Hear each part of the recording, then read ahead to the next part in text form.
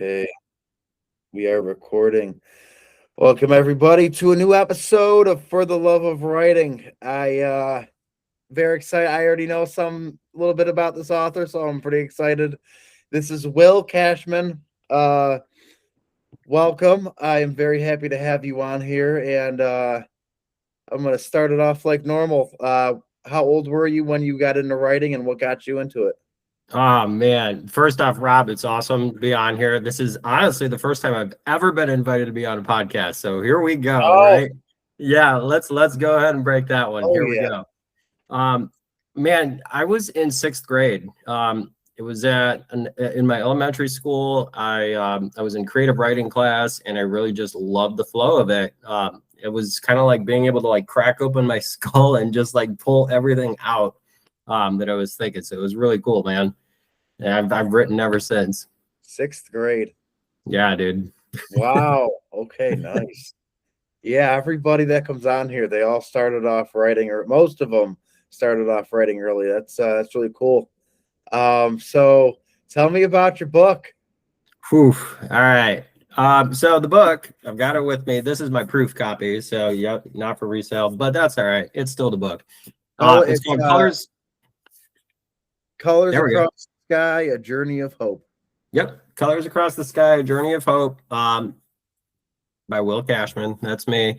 The book is a memoir, but the market is honestly flooded with a lot of these types of memoirs. So when I wrote this, the goal was to try to educate as well. So it takes a look at my story, literally from the beginning. I'm the very first chapter tells you how my beginnings started, and it puts it in a very vivid way. It talks about the process of how a child is born, and I take you right through, the attachment. We know what the attachment is, Yeah. on the inside of a thing. We know. I'm not going to say all of that, but and it takes you right through. Go ahead. Go Okay, ahead. well, truthfully, that first part, it says, let's start at the very beginning. My beginnings in life stem from the insertion of a penis into a vagina. Yeah. A little bit of wiggling around, and all of a sudden a spewing of fountain-like liquid, and those little chromosomal tadpoles had to go find a data sphere. And it's funny because like I feel like I was a bit of an addict even as like a little tadpole, because no matter what, I was going to find my way to the data sphere. I wanted what I wanted, so I wanted it bad enough that I needed to go get it now, which is kind of cool. But the book explores my early life. It explores some of the weird stuff I did, and I call it an ellipsis, the ... to becoming an addict. The different behaviors that I started to portray, and some of the crazy stuff I did, but not really realizing like, oh my God, I'm an addict. Like, and it typically isn't until you look back at something and go, oh, yep, I'm an addict. So it explores that, but at the same time, it gives us like the cognitive structure of what our brain is doing.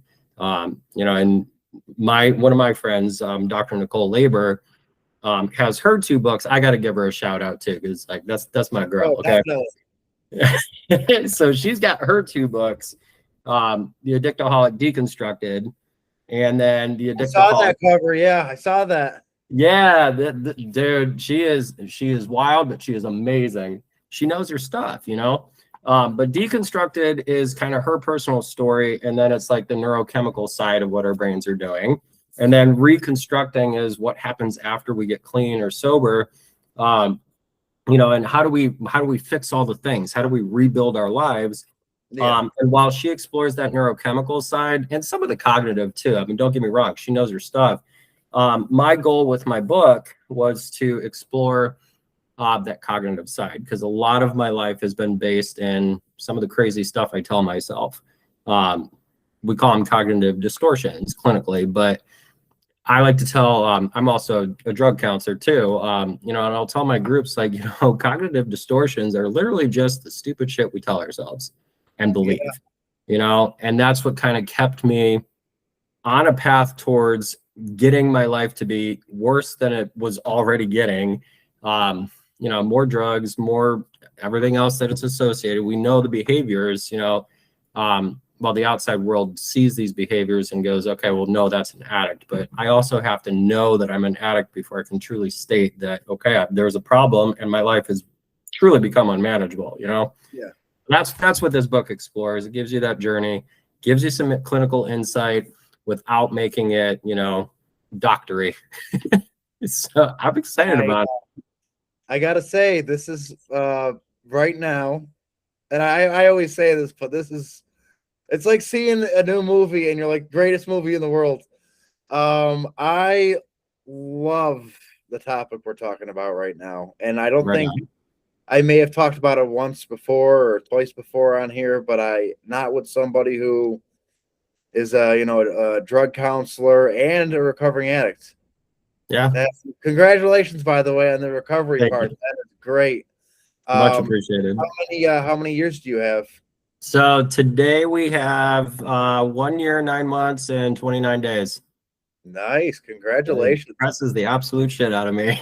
If you don't mind me asking, if it's too personal, you don't gotta say. But what was the addiction of choice? So that DOC, the drug of choice, I like to tell people it was more, but the reality was, and I talk about this in the book too, is my first drug was love. Then I found marijuana, alcohol, cocaine, pot, meth, and I was using something else that I didn't realize I was using, and ultimately, I almost died and didn't realize that I was using fentanyl, and that's Oh, terrifying. okay. Yeah. So it's, this is real. Addiction is real. And the way that it has progressed over time, we don't know what we're getting anymore. Yeah, Truthfully, it's not, this isn't the 70s where the cocaine was good, now it's like, we don't know. And that's yeah. terrifying. Oh, yeah. For me, it all started with a friend had a bong, and it looked so fun. And next thing I know, I'm smoking weed Really? every day, and then had my first beer, and then was like, oh wow, I love this feeling. I want it every minute of the day. And it went from 15 years old to almost 30, Damn. and almost ruined my marriage. And my kid didn't even want to talk to me, and she was a little kid too. I mean, she still is. She's only 7. Yeah. But with my like 5 years coming up on the 27th of this month, it's I don't know, it's life changing. And the one thing that drives me nuts with people who don't understand addiction, like 90% of my family, Yep. they don't realize that, yeah, you chose to pick up the drug, but you did not choose to get addicted. You Mm. you get to a point where it's like, I want to stop so bad, and I just can't help myself. And it's Yep. like the worst battle you'll ever have. And it's just I like I'd say in my family, my oldest brother, he he was one of the main people fighting for me to get clean, Yeah. but also he was one of the most toxic people, because for him it was, constantly give him crap about it and demonize him for it, and just make Mm. him get so angry that he wants to just keep doing it. Yep. That's how it was for a lot of people in my family. It was like, I'm the only one in my family who's really truly suffered with drug addiction.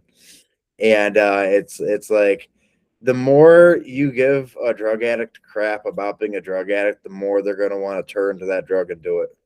Yeah. And Absolutely. It becomes internalized. I really feel like I don't know if you're believe in God or not, but I if you I mean I do. If you don't, I'm not gonna judge you for it or nothing, or hold anything against you. I feel like I was meant to have you on here. I appreciate that. Like, I it think, was meant. It's just, I don't know, it's I definitely gotta read your book now, because it's that's great, man. really intrigues me to just, pick another recovering addict's brain and see, Yeah. just what they think of it, what they experienced. And I mean, if you don't mind diving into it, Yeah. how did it affect your life? Like, because for me, I never got into like really hard drugs. Like, honestly, I can't even say that because there was times where people would give me stuff and like pills and stuff and like crushed up pills. I didn't know what it was.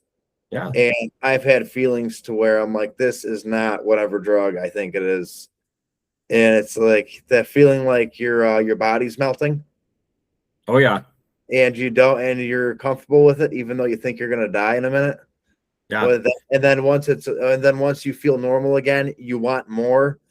Um what was um what was the life-changing event for you that made you want to get clean?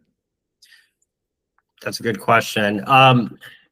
So back in April of 2024, I got arrested. I got pulled over. I was tripping off acid. Um, and I describe it. I saw this purple tornado, and I saw a witch trying to race me on the road. I thought I was going 145 miles an hour. Turns out I was going 25 miles an hour in oncoming traffic. Got pulled over. I ended up with a felony 5 drug possession in Medina County here in Ohio. And it's funny because like the addict, even though they will get in trouble, Yeah. or the court system will say, hey, you really got to stop doing that, whatever. Again, without like integration of like recovery services, community services, whatever, we're going to go on to those bitter ends. We know this, Yeah. So I went to jail for 4 days. My partner paid the bond. And as soon as I was out, I found the next bag. I found the next person I was going to hang out with. Yeah. We know the rest of that, and flash forward to August 15th, 2024. I show up for court for my sentencing. I'm like half an hour late. And the judge looks at me and goes, Mr. Cashman, you failed 5 drug tests. 3 of them you didn't show up for. 2 of them you absolutely failed. What do you want me to do with you? And like, I started to like say, oh, well, you can give me probation. And she like cut me off and she said, no, remanded for treatment. And that was it. And I didn't understand what remanded meant at the time. Yeah. That means handcuffs. You're going to jail. Yeah. So something I talk about in the book too is, Newton has a law, and it's something in motion will stay in motion unless something stops it. That's as simple as it gets. And we as addicts, the problem with us is that we cannot stop, but a lot of times we don't know how to stop. And sometimes that trajectory has to be forcefully stopped. And the court systems, especially here in Ohio, especially in Medina County right now, we have integrated treatment services, which means we have integrated court services like drug court, in lieu of conviction programs that see beyond the addict. We realize that like there is substance use disorder, there's mental health, there's trauma, and a lot of times it's all 3, that bring us to that court system. So honestly, what stopped that trajectory for me was the judge. And while I hated her at first, like I totally hated her, but the reality is, looking back, she stopped the trajectory and she said, no, you're not a criminal. Yeah, you broke the law and I'm going to hold you accountable, but it's time for you to go to treatment. Let's see if you can, change your life. That's really that life-changing moment for me, realizing I can't keep doing what I'm doing. My first of all, it's cool you live in Ohio because somebody I'm working on a book with right now, like we're co-writing it, he lives in Ohio. Thomas? Yeah. Yeah, right on. Thomas lives in Ohio. Yeah. I next Right year on. I'm meeting him at a book convention in Ohio. I don't know which book convention yet, but we're planning on it. Right That's on, awesome. dude. That's awesome. You know his name. Yep, I follow him too. We haven't like chatted back and forth, but we've liked each other's stuff too. So yeah, this is for your book, Sisters, right? That's coming up. Yeah. Oh, yeah, yeah, dude, that's brilliant. Yeah, Hunter's a cool guy. I said his real name. Oops. I don't know if you care about that. It's fine. That's right. His pen name, Thomas Hunt. I won't say his real name besides what I just said. Yep. I don't think he would care.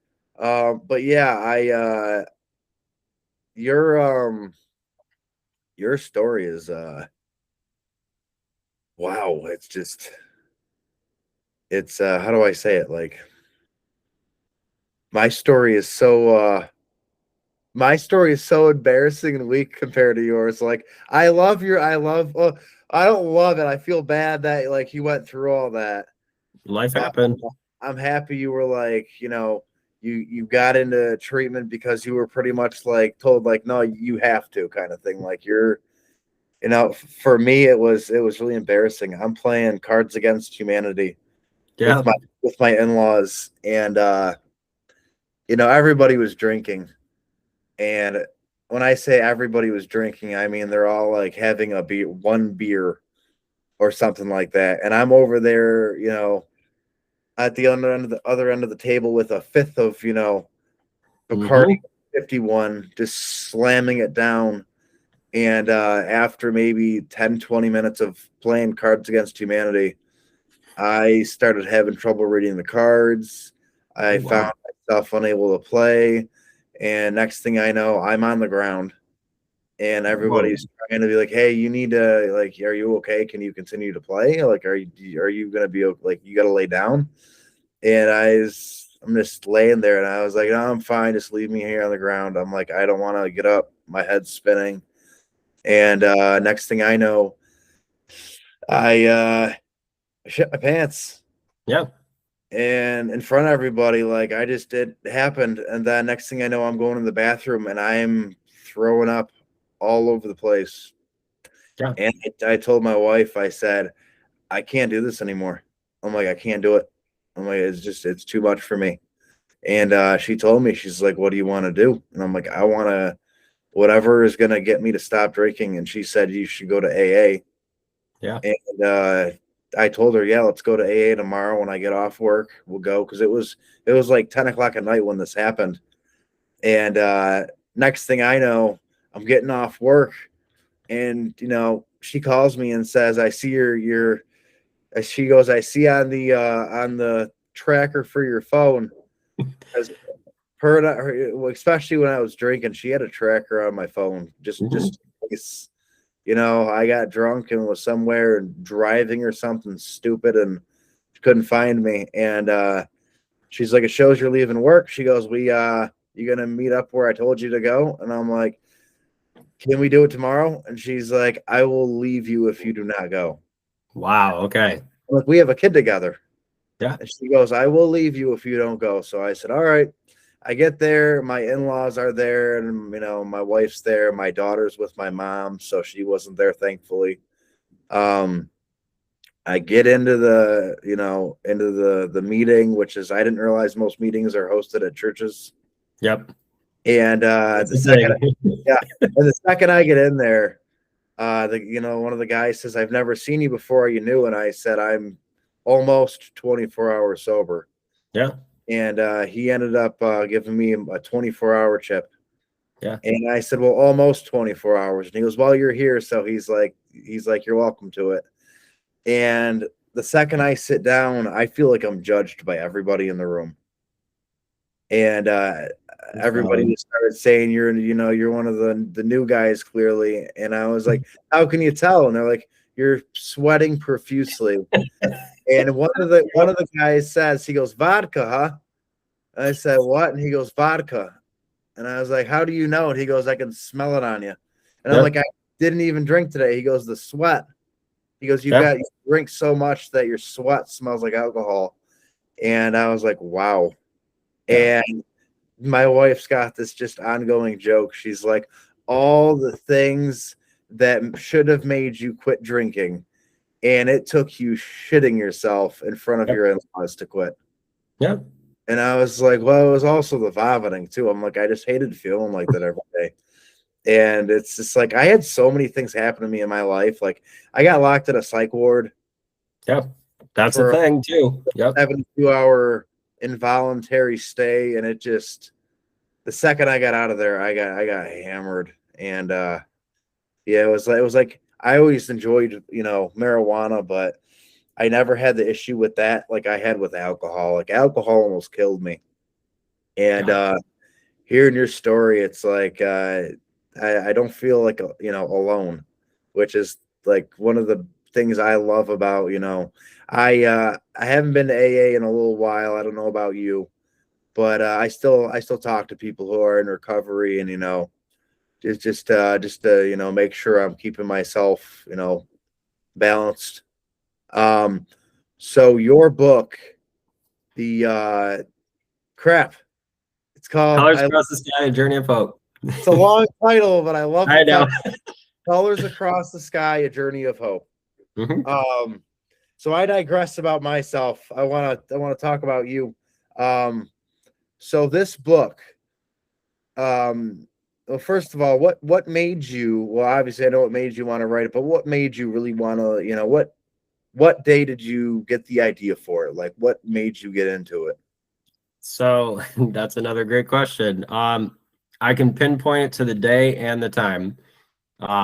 It was August 4th of last year, 2025, and it was about 10:31 in the morning. And I had left a job temporarily, and I was just about to start another job. And it was the first time that I like sat down in a long time since I had gotten clean, and was like giving myself a break, and was like, hey, what do I like to do that I could like fill my time with? And I was like, you know what? I meant to like start doing this anyways. Why don't I start actually writing the story?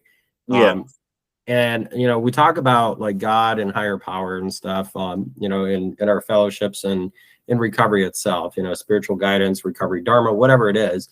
um but I don't know, the moment was just like, hey, you're gonna sit down and start writing. And a lot of times when I do start writing, I like sit and I stare at the computer like, nothing well, comes out. oh yeah, But that day I wrote like 56 pages, and it oh was like, okay, maybe there's something behind this. Like, okay, I'm gonna trust in it. I'm gonna trust in it. And then another part of this too was when I was in treatment, I went to it's a place called Community Assessment and Treatment Services in Wadsworth, Ohio, for short, CATS. And while I was there, the counselor that I worked with asked me a question like, and he posed it into a, speaking of cats, mine is on my table, so you might see her cut across the screen at some point. She likes to do that. But he asked me a question, and he said, like, Will, why are you here? And I was like, okay, dude, that's easy enough. Like, because I'm a drug addict and I can't stay clean. So I got myself here, and the judge, blah, blah, blah. And he goes, okay, well, that's cool. So you identified what got you here. Now, what's your purpose for being here? And like my mind was like yep, blown with that question, because it's like a lot of times what we do is think like, okay, I walk into a room, why am I here? Okay, cool, to go grab a book and then leave, or I walk to the fridge, okay, to grab a snack. But like, what is the purpose? And when you really dive into that, if I'm going to the refrigerator, I'm not just grabbing a snack. I am practicing my wellness. It sounds silly to dive that deep into it, but that becomes the purpose. So I kind of tied a bunch of that into writing this book and really understanding like, what is the purpose for this? It's not just to tell my story. It's advocating as well. It's advocating for someone that doesn't have a voice in this, or is too afraid to say like, okay, I'm an addict, or to help them identify like, okay, these are behaviors associated with it. But at the same time, it's like there's power in understanding vulnerability. And when someone opens up and talks honestly about what their story is, I love that part, because you never know who you're going to help. And yeah, God knows if this is going to go wild and like get sold everywhere. Who knows? I have no idea. But even if it just gets sold and put into the hands of someone locally that gets something from it, then I've done my job. That's the yeah, purpose. So yep. that's truly the goal. And I love that. So yeah, that's to pinpoint the exact day, the exact time, and now the exact purpose as to why this exists. I love that. That was beautifully said. I love the even if it just helps one person, that's a life you could be saving just by somebody picking the book up. And you know, it's it's like whenever, I don't know, it's like whenever I talk to people who have never struggled with addiction, they just like my mom. She's very happy that I've been sober as long as I have, and she's told me before, I just don't get why you can't just have one drink and be done with it. And I'm like, Mm. because I'm not drinking for the taste, I'm drinking for the feeling, and every time I have more, that feeling gets even better, and then it gets to the point where I'm passing out because it feels so good, and my brain is just overflowing with what I'm putting in it. Um, oh, and it's incredible what the I don't even know if I'd call it a genre. What you're doing, it's like I love it. It's It's educational experience, I think, yeah, with a memoir attached. You mentioned something, Rob. This feels better. And I talk about this in the book so much so that I have a chapter, and it's literally called, if we can see that, yep, this feels better. And ultimately, whether we put a substance in our body and that made us feel better, the actual goal itself was to not feel what I was already feeling at all. yep, And a lot of times it didn't have to be a substance. It could have been validation. It could have been we know sex. It could yep. be just eating. It could be something else I talk about in this is a drug is a drug is a drug is a drug is a drug. It doesn't even have to be a chemical substance. And I identify in here that a blade of grass, and it sounds so stupid, but a blade of grass can be a drug. And Oh yeah, if I found out that that blade of grass made me feel better than what I was already feeling, I'm going to go mow my lawn and I'm going to you want save the clippings. you want to hear something crazy? Go for it. I turned menthol cough drops into an addiction. Yep. It's the feeling. Having about 30, 40 a day for probably about 6, 7 months. And I started getting really bad stomach aches. And I told my wife, I'm like, my stomach's been killing me. And she's like, you have cough drops all day. Yeah. One, like, wake up, pop one in. The moment that's gone, another one, and just keep doing that till the end of the day. Yeah. And the one thing that I don't know if I can actually mention it on here because of the whole not the algorithm, but the what YouTube will and won't let me say. Yeah. But I'm gonna say, because I'm gonna use a food to censor Okay. what I'm gonna say. Porn Yeah. addiction. Yeah. I am officially, I think it's 100 and around 120 days. Oh yeah, dude. And God, that was the hardest thing I ever stopped watching. Yeah. And yeah, it feels incredible. Like, people don't realize how much stuff can grab a hold of your brain and take complete control of you. Yeah. And it is nuts.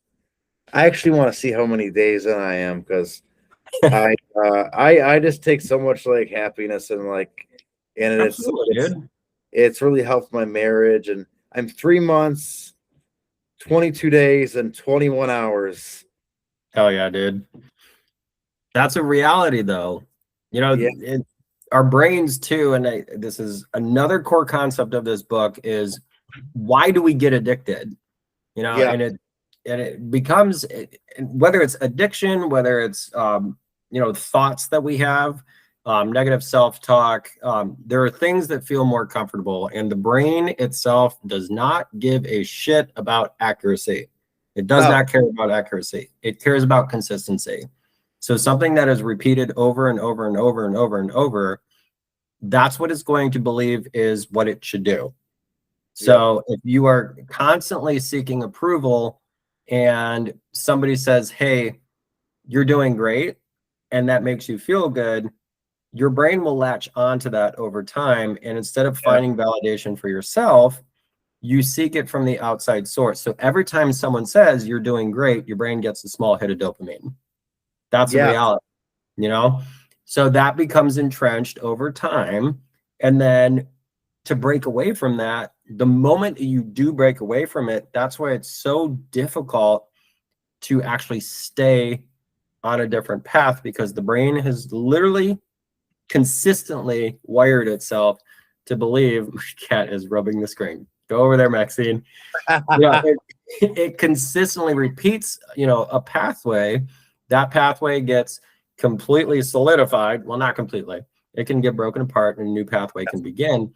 But that trajectory, like we talked about, has to start somewhere, whether it's shitting our pants, whether it's the judge, whether it's, we have a car accident and we take out a family. Like that's stopping the trajectory, but something has to stop that in order for a new thought to begin, or a new pathway to begin, a new life. And, we know that it's not going to happen overnight, right? But as we go forward in recovery, what we're doing is really the same thing we were doing in addiction, but with a purpose. And that's why I mentioned that, like, what is the purpose? If I'm going to put a new thought in my head, it needs to be a good one, not I want what I want. It needs to be, I want what I want, but there is a healthier, mindful, respectful way to get it. And if I continue to follow that method, then I'm reteaching my brain, and this is another thing that Nicole Labor talks about in the book, is nothing just happens on its own at all. No. It has to start somewhere, but then if we stop midway, it's not going to keep growing. It's that pathway is just it's like a highway. If we stop construction on a highway, we are not going to be able to use that highway. So we have to see it through till the end. And there's really not an end to recovery. You just have to keep building and building and building as you go. In my life who are not addicts don't realize that. Like they don't realize that I'm like, because I've had a few people that I'm close to say, you're 5 years in almost, you're recovered now. And I'm like, I will never fully be recovered. I'm in recovery, and I'm like, I can be around someone who's drinking alcohol, but if I'm in a bar, if I go into a bar and people are getting drunk, I'm like, that's a dangerous environment for me. Yes. Even still. Yeah. And go on, I'm sorry. Very fine. The one thing that I think I'm starting to learn now after, a couple years in is that nobody told me, and if they did, I was too drunk to hear it. You leave a wake of destruction in your path. And once you're clean, that destruction is not cleaned up. You are gonna have to deal with the people who you hurt and what you did to them. And for me, I'd say, not to get too personal on here, but for me, it's really been my marriage struggled a lot, and my wife and I are really, rebuilding, and I'm finding out, I caused a lot more harm than I ever thought I did. And day one going into, AA, I never thought it was going to be, I thought it was, I get clean and, I stop watching this stuff and everything's going to be okay. I stop watching it and I stop drinking the stuff and then life's going to get great. And it's like, it does get better, but all the destruction you caused now you've got to deal with. Yeah. And that's been the hardest part of my journey, because it's like, for a while there, I was in denial about it, where I was like, I don't have to fix anything, it's time will move on and people will get over stuff. And it's like, nope, you caused a lot of harm to people's, like a lot of trauma, and now you gotta deal with it. Have you've experienced that, right? Like one addict to another, you've experienced having to deal with all the, stuff you've caused. Yes. Absolutely. And it's one of my chapters. Oh, what's it? Yeah. What's the chapter called, if you don't mind me asking? The chapter is called "It's Time I Listened to You." Um, and Oh I yeah, mean, that's perfect. yep. And while I was in treatment, I had learned about the amends process. And something before I go into that, I want to point out too, for anyone that ends up watching this, we talk about AA, NEA, all the A's. Yeah, There, the process across the board, whether it's Recovery Dharma, Celebrate Recovery, a 12-step fellowship, peer support services, it becomes, honestly, regardless, there's no wrong door to recovery. As long as you show up and you're here, then you've done something different. So however anyone gets their recovery is freaking amazing. I almost used the F word, but I'm not going to. Regardless of how they get it, as long as they stay there, that's bonus points. That's what we're looking for. But within a lot of these recovery groups, mutual support groups, that like we call them, that process becomes the same, where at some point we have to go and look at some of the things that we've done in our lives yeah, that we've been putting off on repairing. And when I was in treatment, I had learned about that, and I also learned like the cognition behind it, why it helps our brains, because when our brain again latches onto something that is in the past, it will keep putting that to the forefront and make you talk negatively to yourself. It'll always put that there in front of the good things that you're doing. We call that a resentment. That's literally what it is. We've heard of those things. But when you're able to like identify that and pardon me, clear the wreckage of it, yeah, then you are helping yourself and your brain continue to recover, because it can focus on things going forward. So while I was in treatment, I called my partner and I had to tell him, like, I have to listen to you and I have to do it without interrupting you, and I can't defend myself. yeah. And he looked at me, it was like, okay, yeah, right. You're not going to be able to, Really, not. really quick, just for Yeah. anybody listening, including you. If you heard talking and movement at all in the background of where I am, my wife and my daughter were just leaving because they were going to the neighbor's house to swim. I don't know if you heard all that racket. No, I didn't. Okay, good. Good. I would say you were talking about some really important stuff, and my wife was trying to get through the room as fast as she could without making any noise. I love Um, that. I man, there's so much I wanna talk about.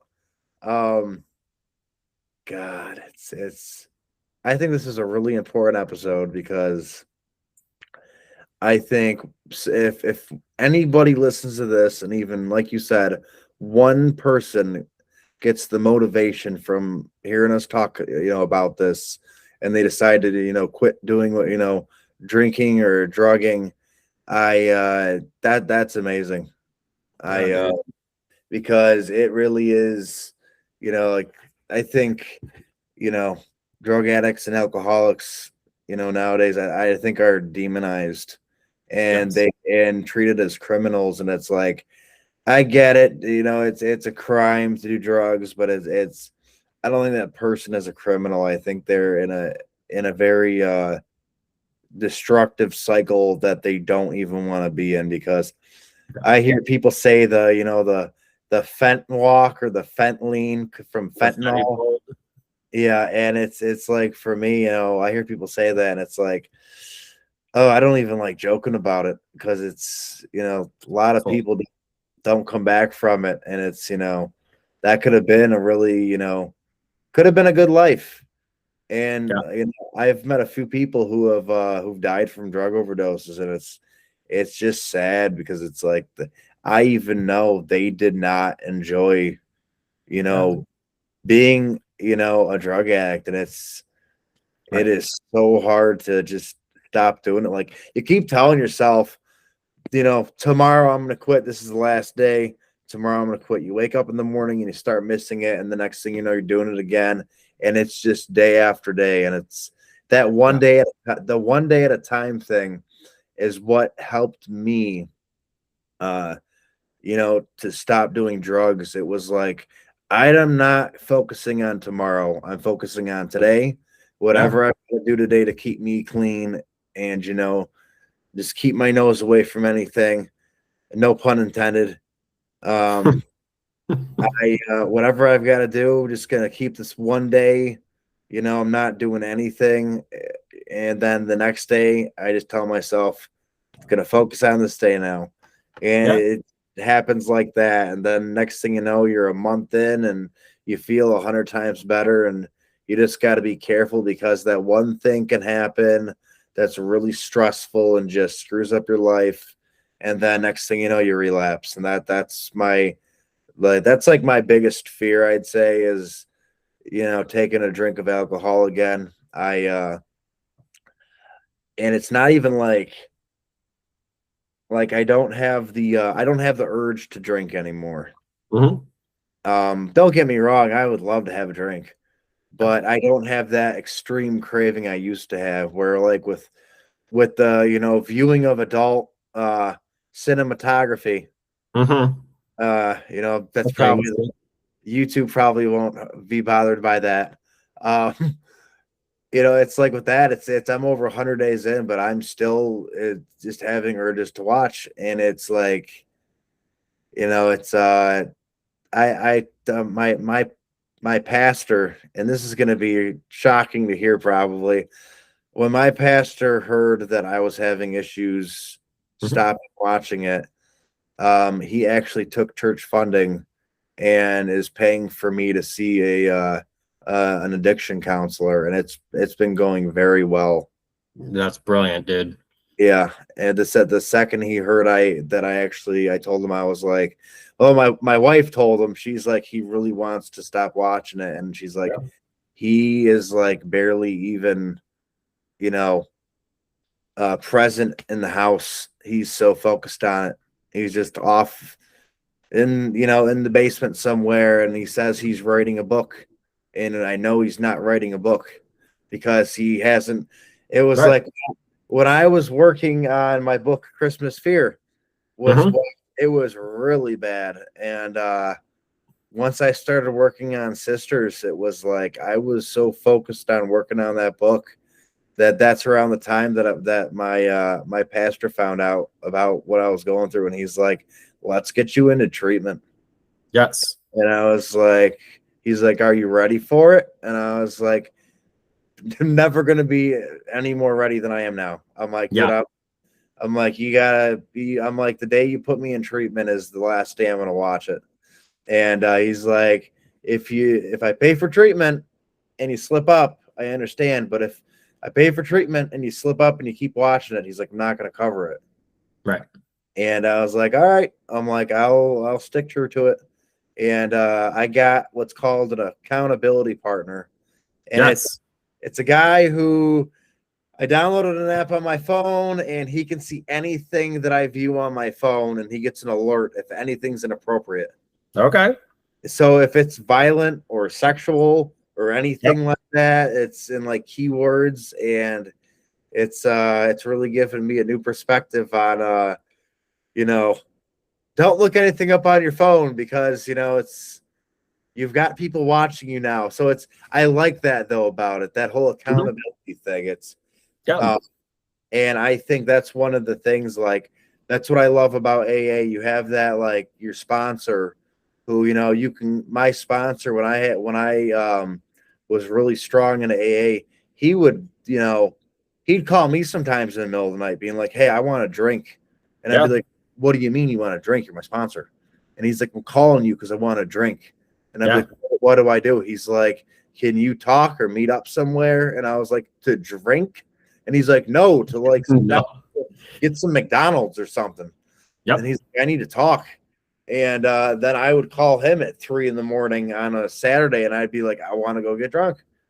Yep. And then he'd be like, let's go to a Starbucks or something. And I'd be like, Starbucks isn't open. It's 3 in the morning. And then he'd be like, come over to my house. And he's like, well, have some cigarettes Yeah. and talk for a few hours. He's like, whatever, get your mind off it. And I'm like, all right.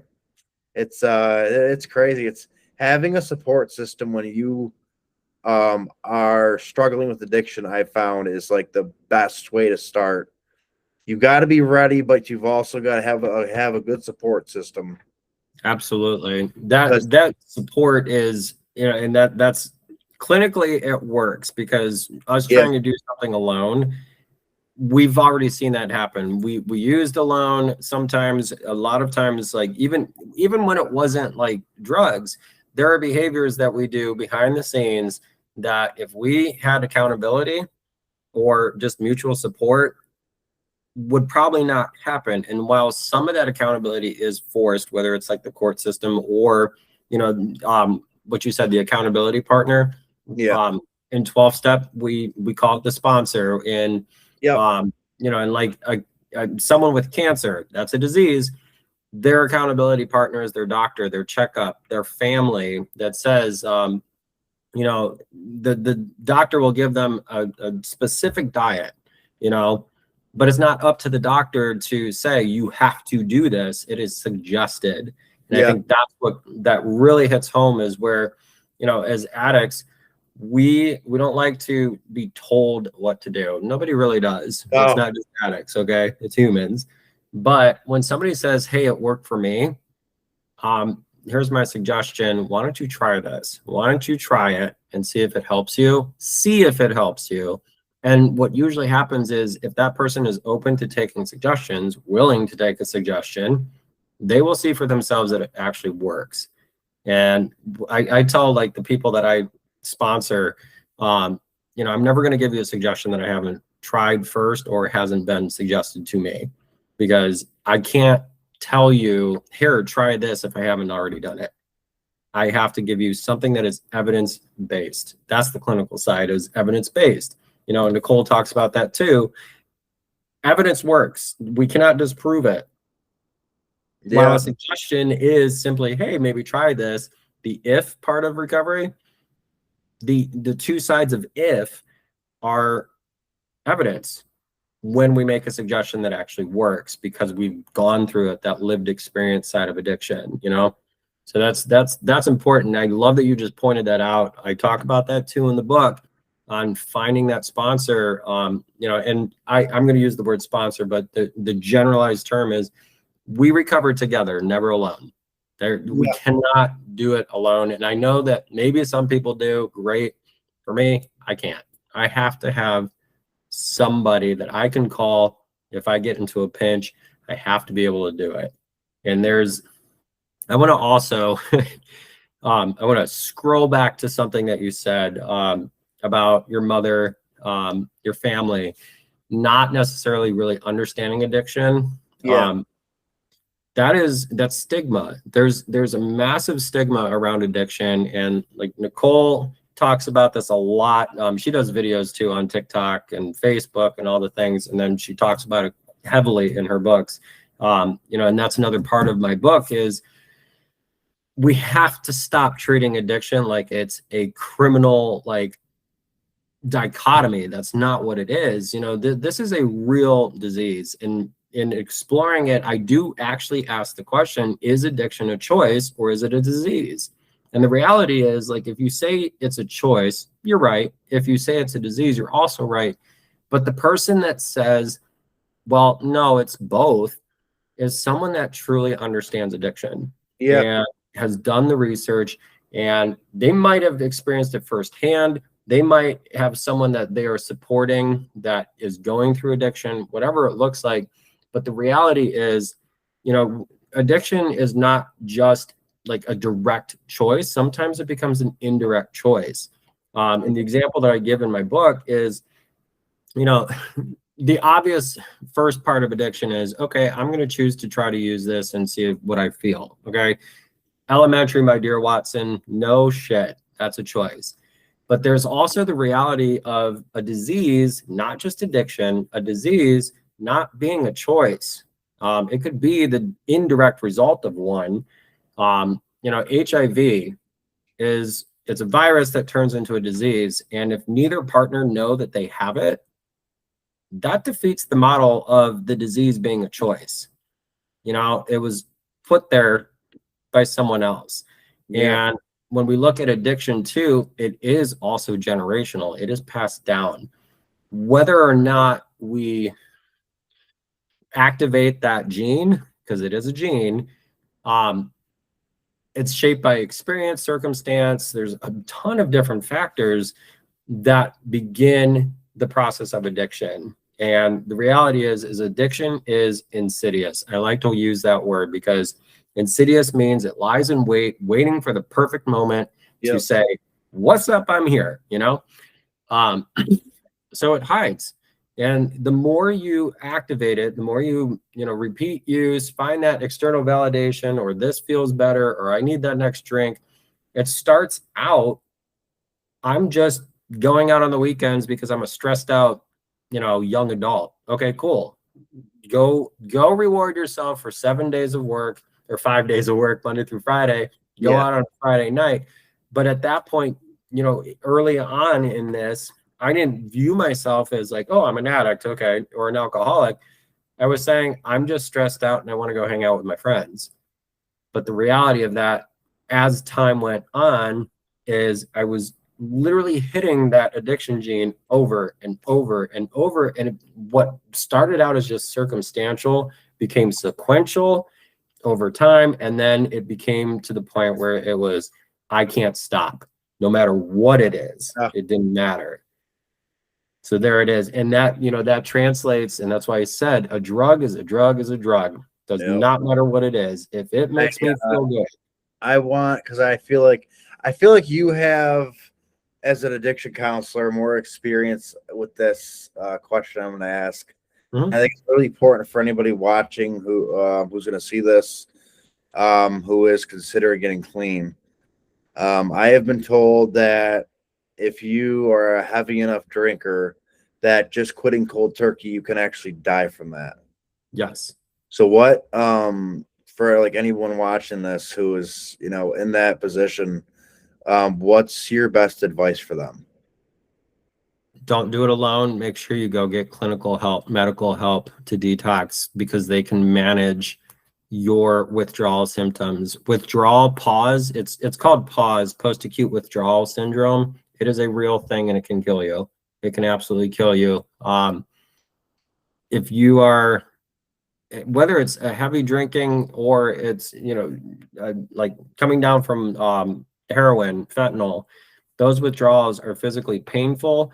The problem with, extended use over time is, the disease is insidious, progressive, and fatal. And the fatal part of it is, depending on how far the disease has progressed, it doesn't just hit the brain. The substances themselves, like we're putting poison in our body, and that's actually one of the phrases that stigma uses. Oh, you're just willingly putting poison in your body. We're going to stay away from that right now. But the reality is, over time, what we think feels good is destroying us on the inside. So alcoholics experience liver failure, pancreatic distress.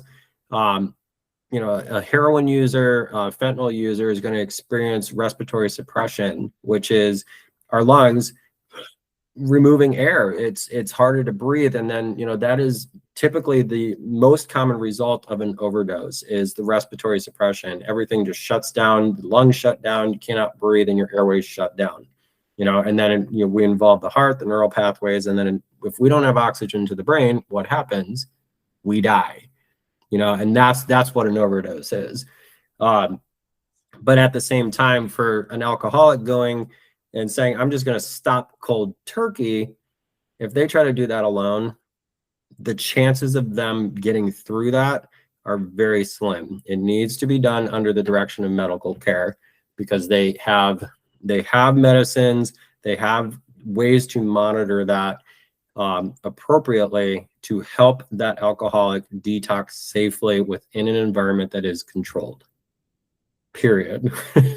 So please, if you are planning on quitting drinking, do it with medical help. Don't just stop drinking immediately and stay at home. Go check yourself into a detox center.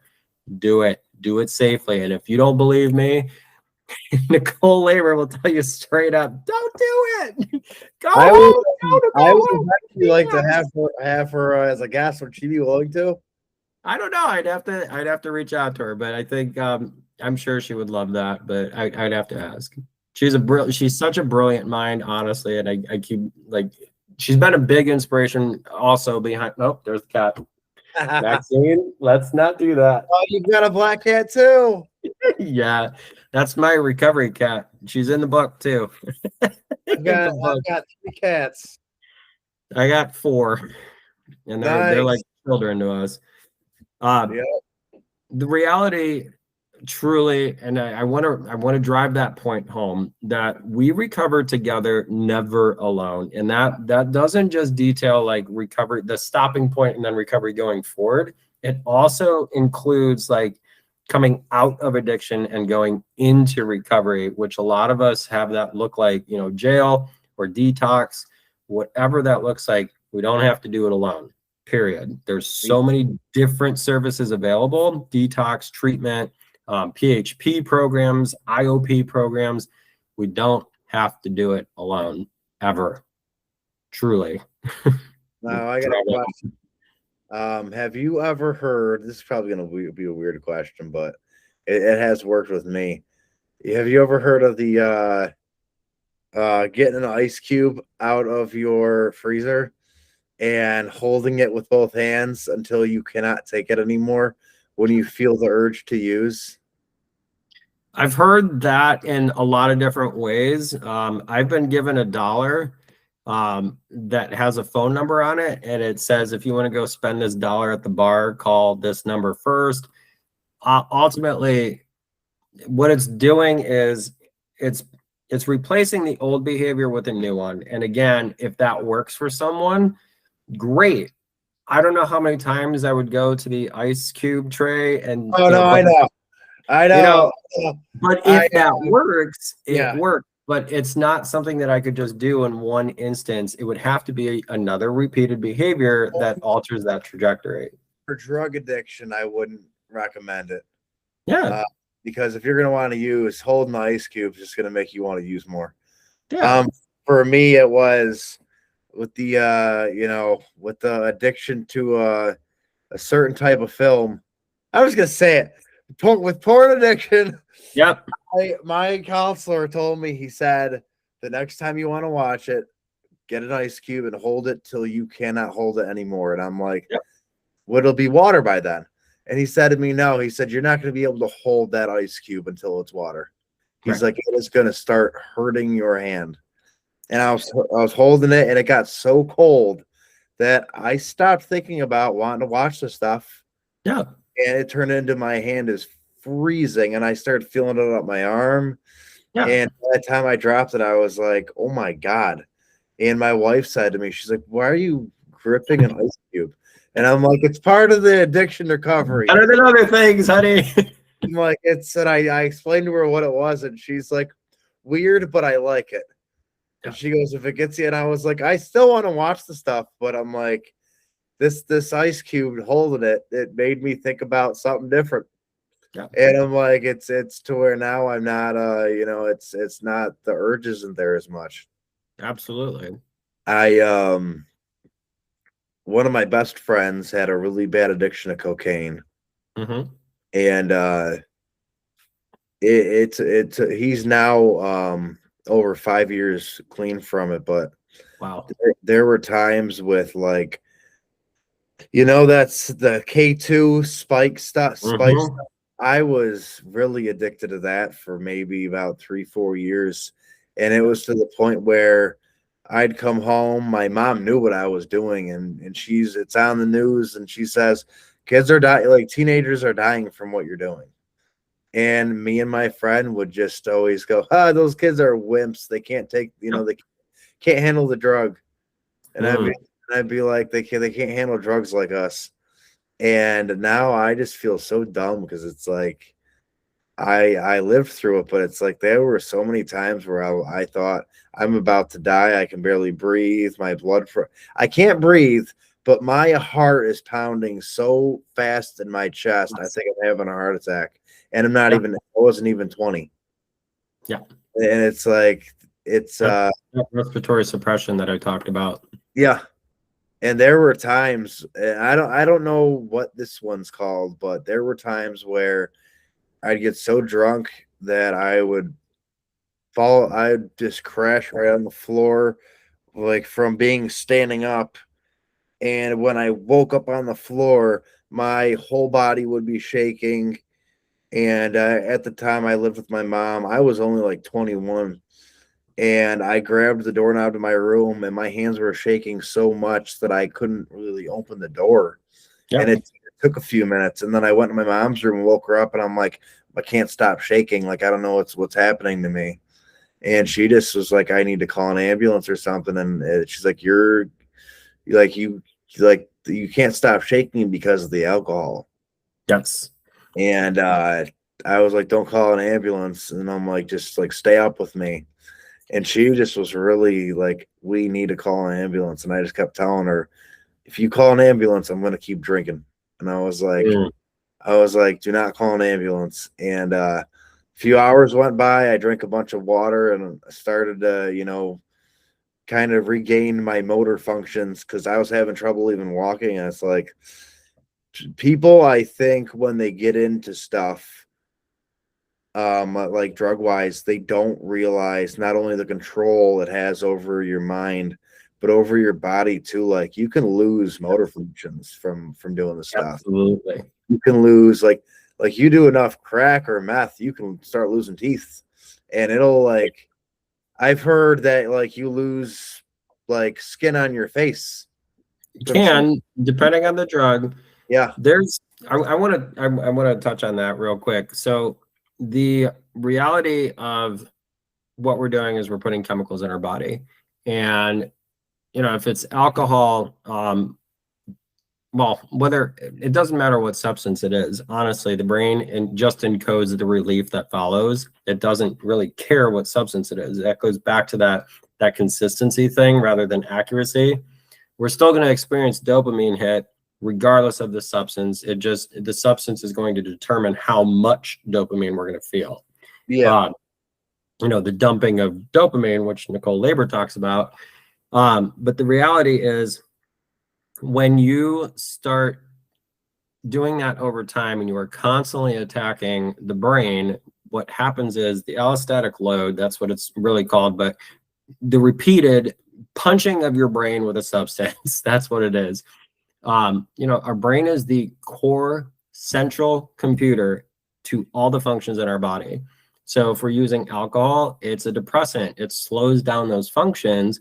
And over time, if the neural pathway for, hey, clench your butthole shut so you don't shit your pants, if that is suppressed yep, by alcohol, it's going to say, oh, I don't know how to do this anymore. And that's what's going to happen. But there's also, like with a drug like meth, that is a stimulant. So it's going to speed up the process. It's going to speed up the heart. It's going to speed up brain function, but it's flooding it with adrenaline and dopamine. So what's actually happening is you are overworking the natural processes in your brain, which over time is going to give out.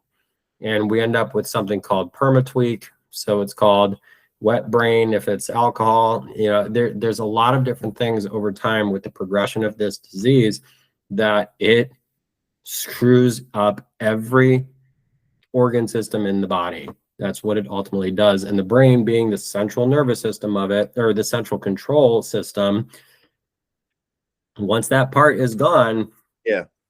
it's gone. Oh So if yeah, it's attached to the digestive system, you end up with digestive issues. If it's attached to the endocrine system, well, now you have trouble peeing, or if it's attached to the nervous system, now you're starting to get tingly or you have the shakes. Another dangerous thing with withdrawal from alcohol is something called that delirium tremens, and that can kill you because what happens is your body can convulse and you can experience hallucinations at the same time because your brain is it's a sudden shock to your brain, and it doesn't know what to do. And a lot of people might have just stopped and, might have just stopped drinking, but had been drinking heavily for weeks and weeks and weeks. And some circumstance says, okay, I can't drink today. and then they go into the DT on that day and they die because they had to, life, whatever it was, they had to go meet their in-laws, who knows, they had to stop drinking just for that day and had no access to it, whatever it was, and then they die. That's a reality, because that withdrawal, that sudden shock to the brain, sends it into either overdrive or underdrive, and it says, I can't support any function without the substance that you've been giving me. And it just shuts it down. Something I'm really interested in knowing your opinion on is how do you feel about Al-Anon? I'm so grateful for any of the Anons, because there are families that are recovering right alongside us. There are dogs and cats that are recovering right alongside us. Truthfully, while there's no, dog Anon, cat Anon, the reality is like you said earlier, there's a ripple effect to what we do. And while my family hasn't attended a non-meeting, they are familiar with the process of what recovery looks like. And just some back history on the Anon programs, for someone that's listening, or, has someone out there that, they love, their friends, or, even children, whatever. Our Anon programs, Al-Anon, Nar-Anon, those are programs for families of people that are affected by addiction, that have gone through some of what their loved ones have done to them, and they're trying to understand the addiction. It follows that 12-step model, which is kind of cool. So they work their own steps and whatnot. And I don't want this to be like a promotion thing, because there's traditions that we follow in our fellowship, and I want to make sure I don't cross those lines. But the reality is, it's very helpful for families that really truly want to understand it, and have also that are dealing with their own recovery from that person, or from their process, or whatever they've been going through. So I'm very grateful for that. And Bill W., the founder of Alcoholics Anonymous, his wife, and the name escapes me right now, that's who started that, because she would meet with the wives while the husbands were in the basement doing their meeting. She was in the living room with the wives, having a meeting amongst the wives, and they were sharing their stories of what they had gone through with their husbands and dealing with their addiction, their alcoholism. It was Lois Wilson. Lois, yes, there we go. Bill and Lois, yeah. So thank God for Lois, because without her, we don't have Al-Anon, but truthfully, without Bill W., we don't have any of our 12-step programs, that mutual support side of, support. The one critique I have that I want to get your opinion on, I do think Al-Anon is definitely, I'm happy it's a thing. While I was going to AA, my wife was participating in Al-Anon, and she told me one day, she said, she's like, I'm happy they have it, but she goes, they said something I don't agree with. And I was like, all right, I'm like, what is it? And she goes, she said they, in the class she went to, said you cannot bring anything up that the addict has done to you in the past once you're clean. And she said to me, she goes, so how, when you're working the steps and you get to, who you've hurt and wronged, she goes, how do you even know who you've hurt and wronged because you were drunk or on drugs? And I said to her, I was like, well, give me an example. And that's when it started with finding out things I didn't even know that I did. And she said, she goes, these meetings we're going to, they're telling us not to tell you about things you've done, even after you've, been over a year or so sober, to where you're getting in a safer place with sobriety. And I told her, I was like, just, tell me everything I've done that I don't know. And I just started she could write a damn book about everything I did that I don't even know. And it's like, I was so on drugs and high or drunk that I didn't even know certain things that I was just shocked to hear. And I told my mom one day, I'm like, is this stuff true? And my mom's like, yeah. She's like, all these things. She's like, I witnessed it. And I've never been to an Al-Anon meeting myself. So I really, I'm just saying what I've heard other people tell me. Yeah. How do you feel about that? Like not telling the addict what, like, things that they've caused, like, is because I don't even know if that's what just she heard at one meeting, or if that's like the universal thing. So to answer that, I don't know either, but there is a process of this, and there's a reason why we don't like bring it up, but we do allow them to come to us. And I think honestly, it becomes it's what's our personal perspective of recovery? Do I want to continue bringing this up, or do I want to finally let go of, Yeah. stuff that has already happened and just kind of move forward, and that's something that we learn too in recovery is like, the more I focus on the past, that's where I'm going to stay. If I'm Yeah, focusing on the what you mean future, that. I'm going to future trip. But if I focus on what is right in front of me, what do I have right now, then things work out. And what I like to tell my guys in in treatment is, if we're not sure about what happened in the past or where we're going in the future, gratitude is going to bring us into the evidence of what we've got right in front of us. So start naming off things that you're grateful for, and I guarantee you're going to name something that puts you right in the present moment, period. And it works. So, and then that'll take your mind off of it. Doesn't mean that we forget that things happen, because there's a lot of pain there. My partner, I put him through hell, Yeah. absolute hell, but the reality is, like, and we were talking about that too, when it's time I listened to you, I told him straight up, like, it's time that I listen to you. I will not interrupt you. And while like he laughed at first, he was like, no way, you're not going to interrupt me, but okay, whatever. And I told him straight up, like, no, I have to do this. I really need to do this so I can move forward and so you can move forward, and I listened for 27 minutes one night and another 27 minutes the next night on the ways that I had hurt them. But like, the reality is, he didn't go into detail like, oh, you did this and this and this and this and this. It was just, I didn't know what to think, because also he didn't know that I was using, which is Oh, really crazy. Yeah, had no idea. But again, master manipulator, yep. he wasn't going to know no matter what.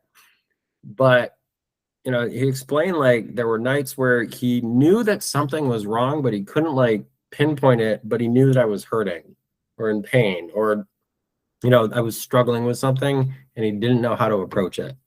So that's how I hurt, because I wouldn't go to him and like talk to him about what I was struggling with. I would go to everybody else, or just hide away and not hang out, so the relationship suffered quite a bit. Why he's still around, I don't know, but I've learned not to question it. I am grateful for it. Yep. Definitely grateful for it. I'm the same way in my marriage. It's like, oh, it's like, are you just desperate and settling for me? And it's because I'm like, oh, I tell my wife, I'm just like, oh, I'm like, I was an alcoholic when we met. I was an alcoholic when we started dating. I was an alcoholic when we got married. And then we did a COVID wedding, Yeah. which was a very small, like 5 people wedding. And then once we had the big wedding, I had been a month sober. Okay. I got addicted to Baja Blast. I'm We got talking. 7 up tonight, but there we go. Oh yeah, and it was so, my addiction to that was so bad that I was going to I don't know if you know where ever heard of Wegmans. It's like Yeah. It's like Little Walmart. grocery store, Yeah. And they would only have, like, because it was a seasonal thing when I was, just getting off alcohol. And I found myself going to every store within like a 10-mile radius of my house and buying out every Baja Blast they had. Yeah. And my wife looked at our fridge and she goes, "You are out of your fucking mind." I was like, Yeah. "Why?" And she goes, "You must have every bottle of Baja Blast from every store within like just like 5 different locations."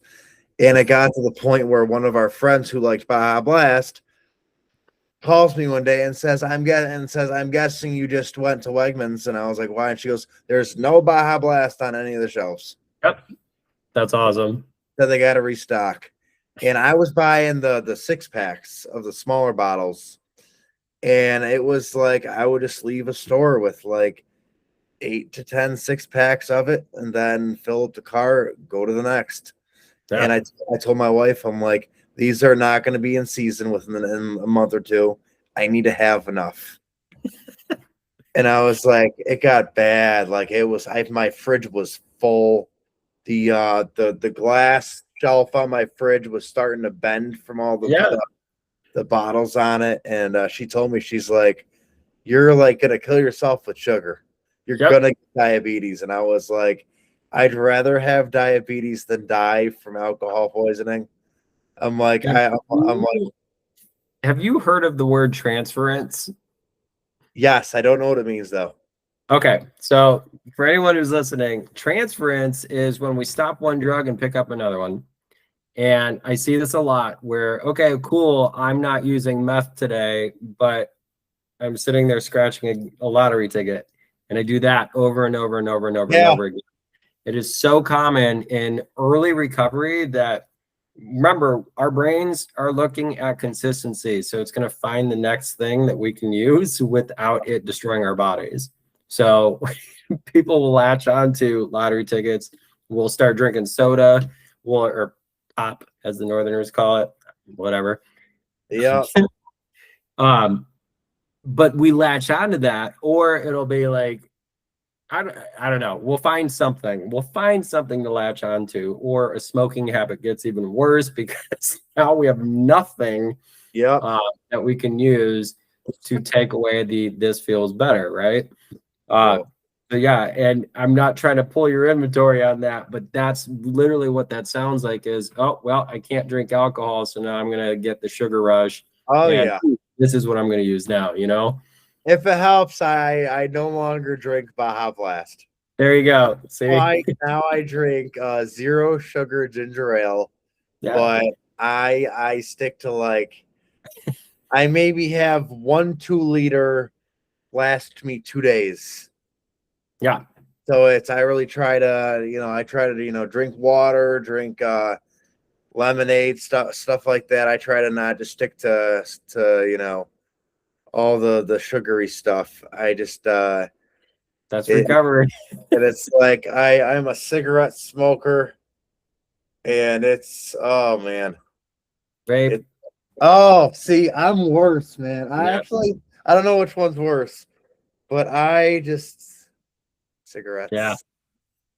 Just picking it out of the thing, lighting it, inhaling it. It's all part of the addiction. Yeah. Because I've had friends be like, "Oh, you should get into a vape pen," and I've tried to, and I do like the vape pen. Yeah. I like the not having the it's to where it's charged, so you can just keep puffing on it all day. Yeah, but there's a problem with that. Oh yeah, that's probably it's horrible, and It's it's like transference. for me, it's like lighting a new cigarette is just such a great feeling, but it's like I I find myself smoking for 3 months and then not smoking for a year, but then something happens and I find myself like it's either I tell my wife I either drink or I'm gonna smoke, and I'm like I'm gonna smoke, and she's like bad week at work, and it's like I don't want to talk about it. Yeah. And it's that whole manipulative ultimatum thing. Yep. Like, I don't want you drinking or smoking, and I'm like, pick one. I drink or I smoke, and she's like, go buy cigarettes. Yeah. And The she's like, lesser of two evils, which is a paradox because it's really not. She's like, when you need a new lung, she's like, don't come crying to me. And Yep, it's like I plan on quitting smoking soon enough. It's just it's so hard to do, man. It's so hard to quit something that brings you comfort. while you're in your counseling with that drug counselor, bring it up. Yep. Oh yeah. Because you can apply a lot of that to what, again, a drug is a drug is a drug.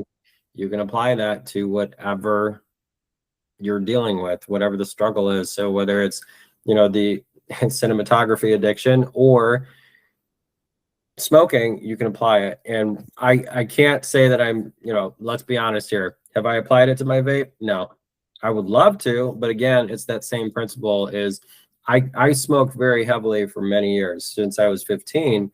And then I went to treatment. I stopped smoking cigarettes. I didn't have access to a vape. And when I got out of treatment, I came home, smoked a cigarette, hated it for the first time in my life, and ended up with a vape. Oops. And I haven't been able to put it down. My partner calls it my So, but it's the same concept. So really what I've done is, okay, cool, I can't use meth anymore, but this will get me through the day. Oh yeah.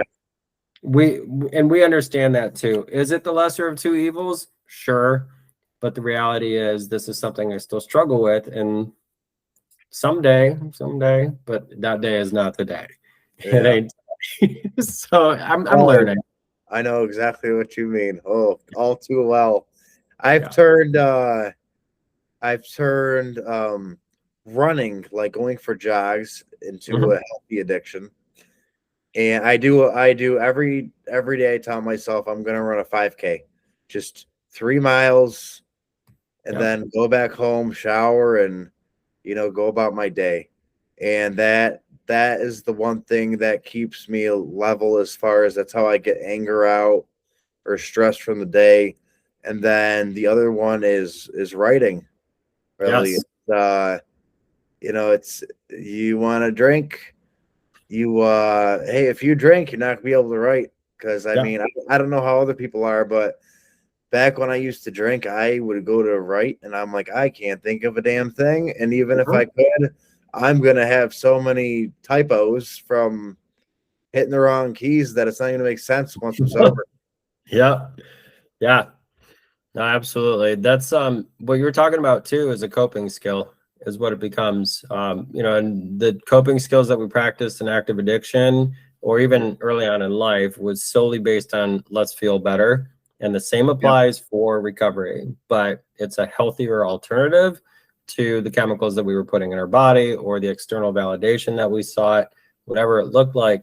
In recovery, we find coping skills that actually get us through the pain, not around it. Yep. That's what it's about. That's another chapter too, is through, not around. Oh, nice. It talks about that. It talks about pain. The hardest part, through, not around. Oh man. Yeah, that chapter really identifies what pain is, like from the clinical concept of what pain is, but then it also talks about like why we avoid it. As addicts, our number one like trait, our skill is avoidance. If I don't want to like be honest, I'm not going to tell the truth, so I will avoid it. Yeah. Right. And if I want something but I don't want to pay for it, I'll avoid paying for it by stealing it. Yep. And while that's one of the things that I can't stand is I became a thief when I became an addict. Yes. Because I didn't care. I just wanted, whatever could help me.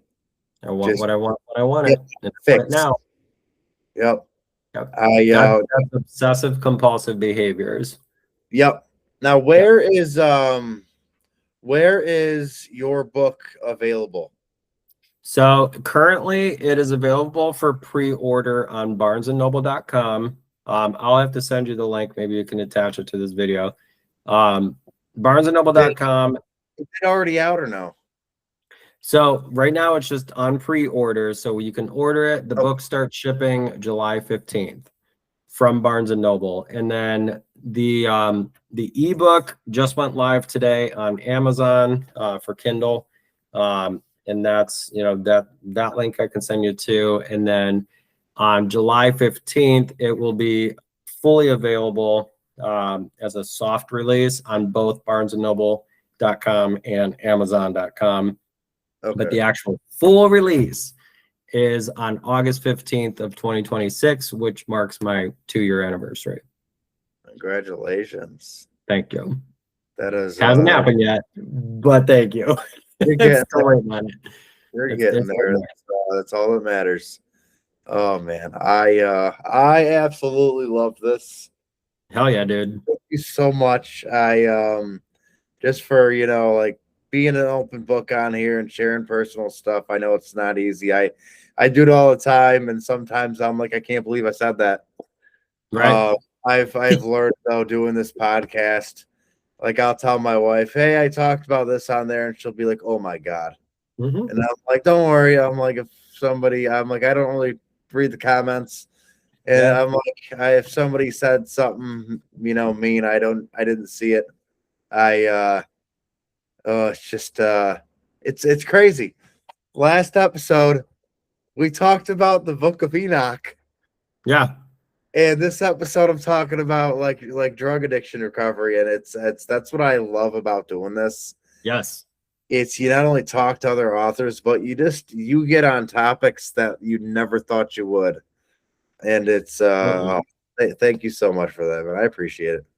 Absolutely, brother. I'm grateful to have been asked to be on here. Well, I kind of emailed you. I was like, hey, I want to be out of here. But if you don't mind, real quick, so there's a reason why the book is called Colors Across the Sky, A Journey of Hope. And I want to point that out real quick. So I mentioned earlier the treatment center that I went to that, started this whole process was called Community Assessment and Treatment Services of Wadsworth, which is CATS. And I did a video call with an author. God, this would have been probably in October of last year. And the original title of the book was Good Morning Family, I Love You. And I told her this and she goes, okay, that doesn't make sense. And I was like, whatever. Okay. So she asked me like, what is a significant point in your recovery that really stands out and makes sense? And I thought about, there was a night that I was at a place called Hope Recovery Community in Medina. It's a recovery community organization. And I remembered the sunset above this building, and it was like the sky was cracked open in color. It was unbelievable. And I was like, hey, you know what if I called it like Colors Across the Sky, A Journey of Hope, because I was at Hope Recovery Community. And she's like, roll with that. Perfect. So then like a couple weeks later, I'm like, I'm starting to set the cover and everything, and I was like, holy shit, Colors Across the Sky. What does that read? Cats. Oh, yeah. So, and then it gets a little more. I ended up working at Hope, and after I left Hope, I now work at a place called Sky Point Recovery in Akron. You cannot make this stuff up. So if this wasn't higher power driven, I don't know what else to call it, but that's where it's at, dude. So make sure you guys get a copy, please. Inspiring, absolutely. Get a copy. I'm gonna. That is so inspiring and just motivating. I love it. Absolutely, man. I'm happy I had you on. This was a great episode. I think we've been going for an hour and a half. Yeah. It's one of my longest episodes, I think. Oh yeah, dude. It needed to be though. It needed to. Yeah. I hope it helps somebody. That's the goal. Definitely. And get in touch with you said Nicole. Yeah, I'll see what I can do. I think that would be awesome. Absolutely. That would be amazing. I pick more minds about this stuff. I love it. Absolutely. Definitely. But yeah, everybody go check out Will Cashman and his book called Colors Across the Sky. A Journey of Hope. Yes, you can also find it on Facebook. Find it on Facebook. If you're going to go on Facebook and look for me, make sure you type in Colors Across the Sky, A Journey of Hope, and you will find me. But give me a like, give me a follow, and share it, please. You'll find all the links on there too for Amazon and Barnes and Noble. You'll find my Instagram. You'll find my TikTok. But give me a follow. I just put up an episode today of a new episode of this. So this episode will be dropping next Saturday. Sweet deal. I'd put it up sooner because I want to put it up sooner, just in case we're like saving somebody. But yeah, it will be up. It will be up Saturday. I drop one normally every week. Hell yeah, dude. But thank you for so much for coming on. I appreciate your time. I know we've been out here a while, but man. Thanks for having me. I've loved the conversation. It's I've even learned some stuff too. So thank you. Right on, man. Right on, man. Have a good night. Love you, brother. Thanks for having me. See you soon. Have you on again, okay? Absolutely. Just let me know. Thank you. All right. You have a good night. You too.